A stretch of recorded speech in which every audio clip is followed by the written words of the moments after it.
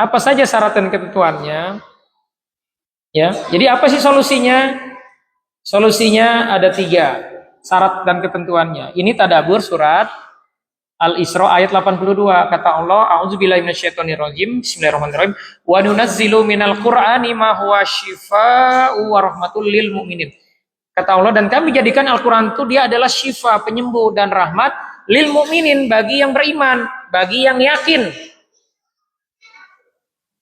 Yakin di sini punya pengertian juga.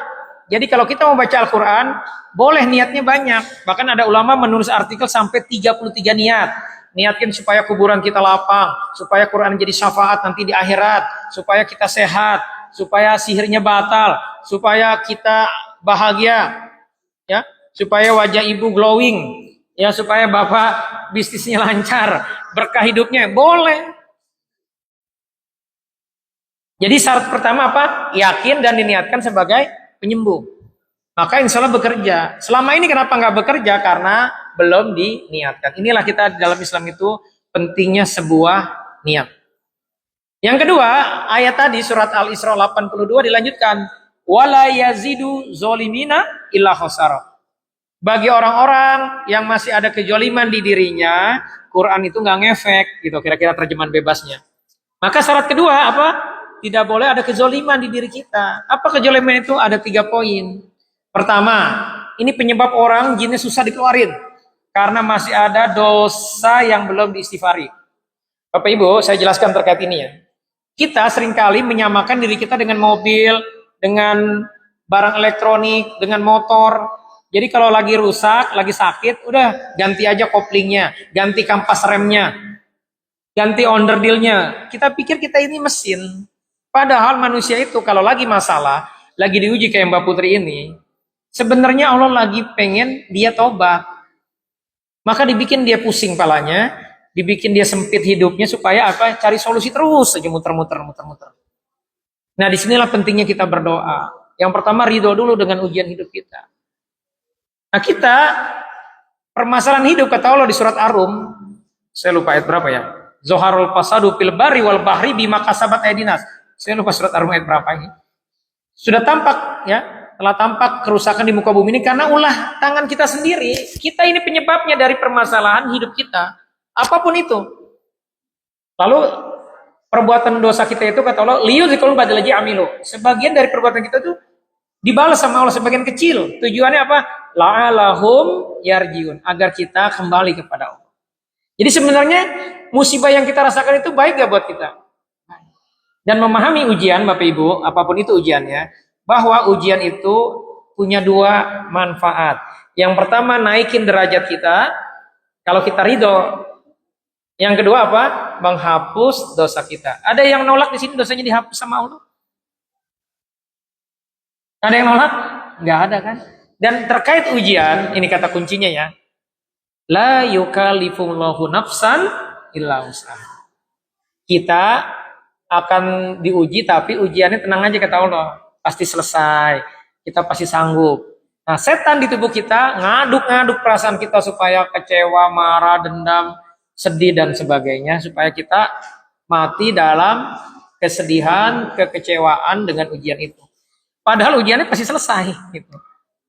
Nah, jadi kezaliman yang pertama yang kita harus evaluasi apa? Jangan-jangan kita lagi diuji sama Allah karena Allah ingin membersihkan kita dari dosa kita yang kita lupa. Karena kita seringkali silau dengan amal-amal kita, merasanya soleh aja. Punya dosa padahal. Ucapan kita nyakitin seseorang bisa jadi. Maka evaluasi, ada gak dosa yang belum kita istighfari? Pertama dosa sama Allah. Dulu waktu nikah nih, sebelum nikah pacaran dulu gak? Ada maksiat gak? Pernah gak waktu SMA ninggalin sholat subuh? Gak sholat. Dengan alasan kesiangan gak sholat. Terus pernah gak kita ketiduran gak sholat isya? Itu kan dosa. Dosa besar ninggalin sholat itu. Itu harus tobat, harus dipari. Terus dosa sama Allah itu ada gak kesyirikan? Mau merantau ke Jakarta, tapi dikasih titipan sama orang tuanya. Ini, nah pegang ini untuk pengamanan dirimu. Kita setuju. Mau masuk perguruan tinggi, mau masuk kerja, pergi dulu ke si mbah. Dikasih oleh-oleh supaya lolos. Ya, bisa dapat pekerjaan. Nah, itu harus diistighfari. Atau kita punya maksiat. Ya, mohon maaf ya, ada perjinahan misalkan, itu harus diistighfari. Ya. Terus kita pernah dipasang susuk supaya glowing, ya, jodohnya susah, pergi ke dukun dikasih susuk supaya menarik atau supaya kita punya wibawa Pak dulu. Ini bisa jadi perilaku kita 30 tahun yang lalu. Tapi kalau kita nggak pernah tobat, itu masih ada di tubuh kita. Masih membelenggu kehidupan kita.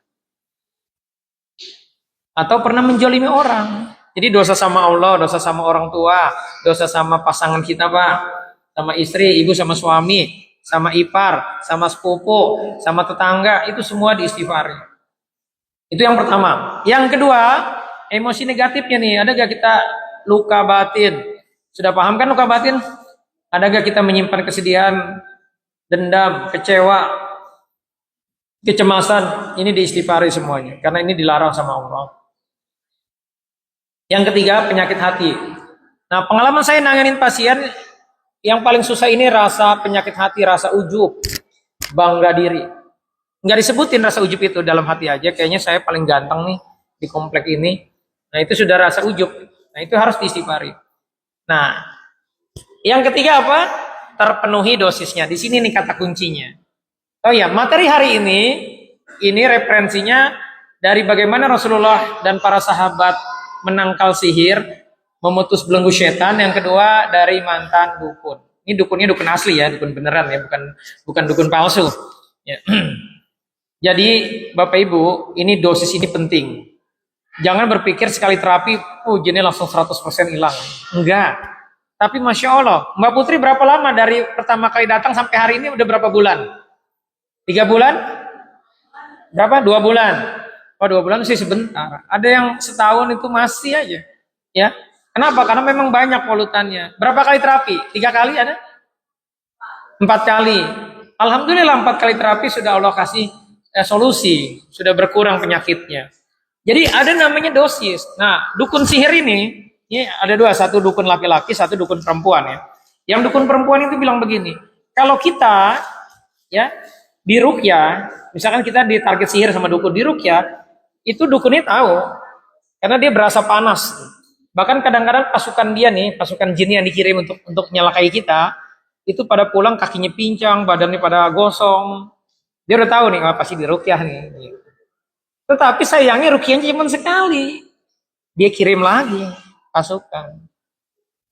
Kalau kita bacain ayat kursi atau zikir apapun ya, nanti zikir kita bahas. Itu paling dia kemeng-kemeng aja, pusing kepalanya, wajahnya panas kata dia. Tapi setelah itu juga hilang, karena biasanya orang itu cuma sekali. Karena orang sekarang pengennya instan, males, nggak yakin. Padahal kata dia nih, kalau orang itu lakukan tiap hari, ya baca ayat kursi misalkan sehari 50 kali, atau baca Al-Baqarah full. Tadi Bu Yatmi 1 bulan baca tadi, mana Bu Yatmi? 1 bulan baca nih, Masya Allah itu. Itu jebol. Dukun perempuan itu bilang, kalau orang disihir itu, dia sihirnya mahal ya, bayarnya itu di atas 100 juta karena targetnya harus mati.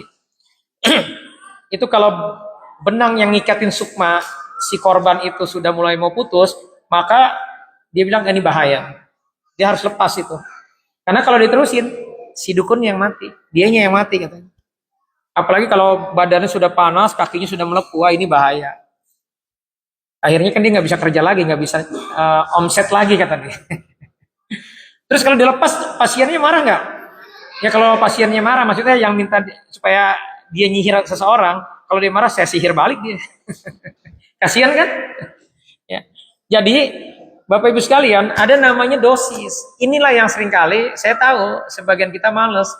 Kemarin saya bilang baca Al-Baqarah satu surat full. 1 surat. Berat kan kita menganggapnya kan? Padahal, mana Bu Yatmi? Berat ya Bu? Oh Bu Yatmi nggak ada ya? Ya. Kalau kita Pak, ya jiwanya bersih, nggak kebelenggu, lancar. Baca satu surat Al-Baqarah itu 2,5 jam atau 2 jam lah kalau baca cepat, ya itu mudah. Makanya dicoba, kalau seumur hidup belum pernah baca Al-Baqarah dalam 1 waktu selesai, dicoba ya Bapak Ibu ya, karena dosisnya itu tinggi.